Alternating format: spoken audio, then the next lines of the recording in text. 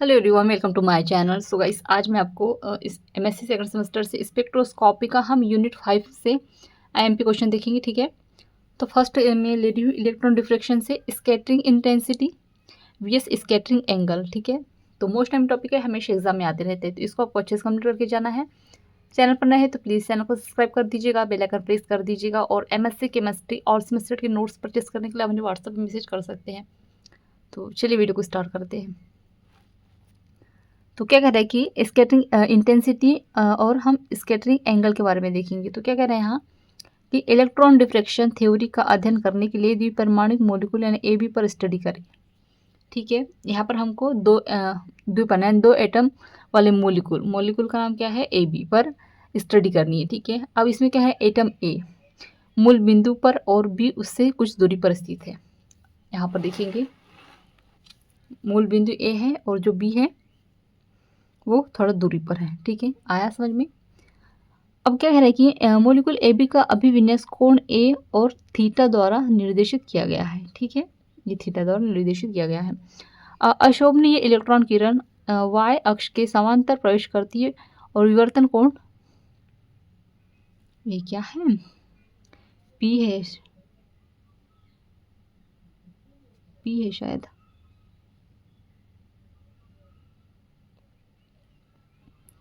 तो P से होते हैं। ठीक है, विवर्तन कोण P से होता है। अब आगे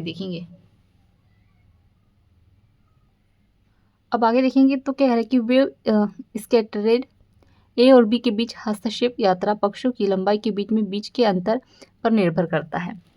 पथ अंतर B की गणना करने के लिए B से डिफ्रैक्शन डायरेक्शन पर एक लंबवत यानी BN अनडिफ्रैक्टेड डायरेक्शन पर एक लंबवत BM बनाएं। जब M और N त्रिकोणों में होते तो पथ अंतर होता है डेल NM और AM। ठीक है, तो यहाँ पर देखिएगा आपको इसमें बता रहा है कि इसमें कि आप स्कैटरिंग इंटेंसिटी और स्कैटरिंग एंगल के बीच में आपको क्या आपको फ़र्क बताएगा इसमें। ठीक है, तो इतना आया समझ में। आगे देखेंगे। अब यहाँ पर जो हम ये जो मैं आपको बता रही हूँ इसको आपको पढ़ने के लिए आपको एक एग्जाम्पल के लिए आप एक डायग्राम जो है जो फर्स्ट वाला उसको आप एक साइड में रखिएगा और इसको पढ़ते जाइएगा। ठीक है, इसको समझने के लिए साइड में आपके पास एक डायग्राम होना ज़रूरी है। ठीक है, मैं आपको नोट्स बता दे रही हूँ और जब आपको इसको पढ़ना रहेगा तो आप क्या करेंगे, साइड में एक जो डायग्राम है उसको रखेंगे और इसको पढ़ते जाएंगे। ठीक है, तो PM और AY के परपेंडिकुलर और PN डिफ्रैक्टेड बीम के परपेंडिकुलर है। ठीक है, अब यहाँ पे जो है थीटा बराबर A minus N minus AM। ठीक है, यहाँ पे theta AP cos theta plus lambda 90 AP को इस तरह से दिया गया है। ठीक है, आप इनके सबके मान दिए गए हैं, यहाँ पर आप देख सकते हैं। फिर यहाँ पे AP बराबर R साइन D लिखा हुआ है।